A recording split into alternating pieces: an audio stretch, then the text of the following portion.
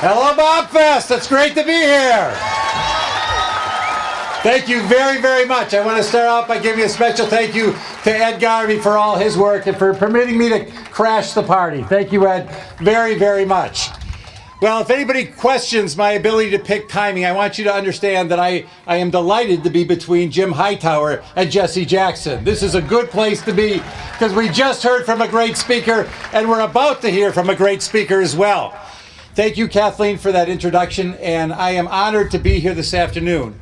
And I heard with the admonishment of Ed Garvey that this is a 501c3, so I will not be partisan in my comments. I'm simply here to say I am here to apply for a job. I would love to be the next governor of the state of Wisconsin. That's why I'm here today. And let me tell you why this is important.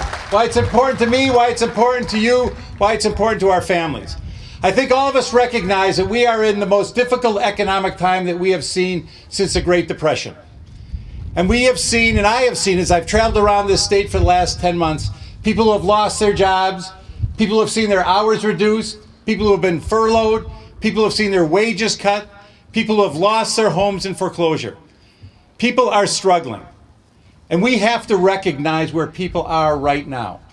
And that's why what I will do as governor is from day one, I will do everything in my power to create, retain, and attract jobs in the state of Wisconsin.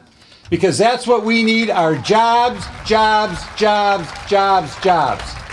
And to be more specific, because this is a national issue, but it also has ramifications for Wisconsin.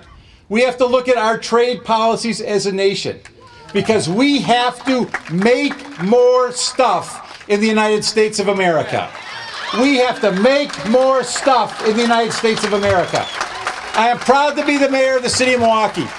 And I want to tell you, 50 years ago, what you needed to succeed, not just in Milwaukee, but in many communities throughout the state. You needed two things. You needed a strong back and a good alarm clock. Because throughout the state, you had jobs, great jobs, jobs where you could support your family. If you worked in a tannery, or a brewery, or a foundry, or a factory, or on a family farm. But what we have seen over the last 50 years is we've seen those jobs leave. First to the southern states, then to Mexico, and now to China. And we have to change the direction of this country and of this state so that people all up and down the economic ladder can have jobs where they support their families. And that's something I've tried to do as the mayor of the largest city in the state.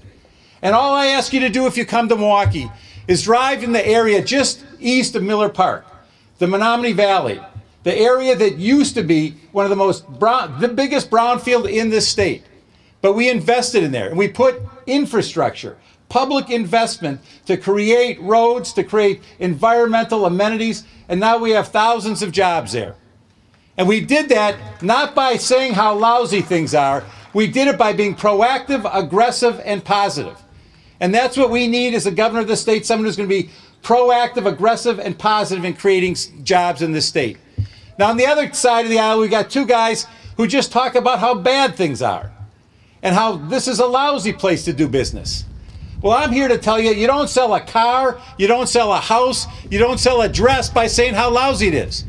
And I've met people in the state who are suffering, but they've never stopped believing in their families, they've never stopped believing in their communities, and they sure have never stopped believing in the state of Wisconsin. So when I hear these guys talk about believe in Wisconsin again, I've met thousands of people who have never stopped believing in the state of Wisconsin. And those are the people that I want to represent. I want to represent the hope and the optimism for the future of this state. Now, I also have to be honest with you.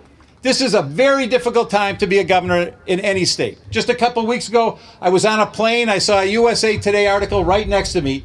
And it talked about how this year we are going to have more new governors than at any time in the last half century. There's a good chance that a majority of the states will have new governors. And there was a political scientist professor, they asked him why that's the case. And he said, because right now, being governor is the worst political job in America. And I'm reading that and I'm thinking, and that's the job I'm applying for. But I am filled with hope and I am filled with optimism. And I know we'll get through these difficult times. That's what we have done as Wisconsinites. That's what we have done as Americans. We have never, ever given up. And we've got these guys that want to give up. But they also want to do more than that.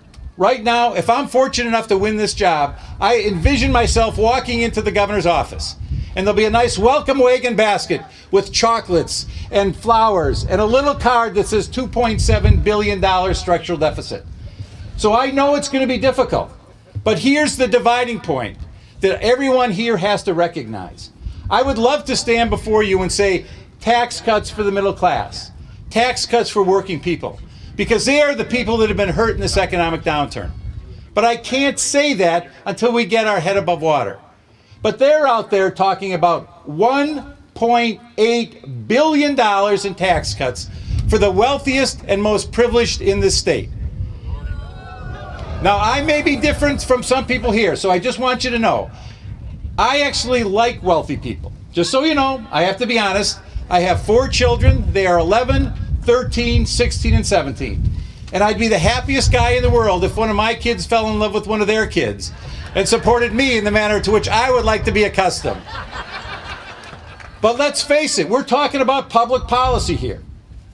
And we have to get our economic house in order. So if you care about education, and I care about education, if you care about public safety, and I care about public safety, if you care about health care or property taxes, Katie bar the door, because these guys are going to make it impossible for us to have the resources for education, for public safety, for health care, and for property tax relief in this state. That's what the choice is right now. But they'll do even more than that. I've been to the incredible, incredible facilities in Madison where I've seen world-renowned scientists do incredible work in embryonic stem cell research to allow us to save lives, to deal with issues like juvenile diabetes, spinal cord injuries, all sorts of injuries. And they've got 2 guys who say they want to stop that research in this state. That's going to hurt lives. That's going to hurt the economy. We can't let them do that. They stand with people who say no birth control. No birth control. I'm thinking, what are you talking about? We have to allow women in this state to make their own decisions, not the politicians in Madison. So I want to close on this, because this is why I wanted to be here. I know that they are so jazzed up on the other side, and I'm not exaggerating. They are out there measuring drapes right now. They've ordered the stationery. I talked to a guy who said they've already done the transition papers because they are betting that we do not come out to vote this November. They are betting that we are disillusioned and that we're mad. We're mad because Congress hasn't done enough. We're mad because the president hasn't solved all of our problems. Well, they're right on one count. We are mad. And I am not at all content with where we are. But I remember who drove this car into the ditch. And that's what we cannot forget. Who drove this car into the ditch? And we haven't gotten out fast enough, and we've got more work to do. But November 2nd, I don't want national amnesia. Because if I've traveled through this state the last 10 months, and I'm not exaggerating when I say this, I have not met one person, not one person who says to me, let's go back to those George Bush economic policies. But that's what they want to do.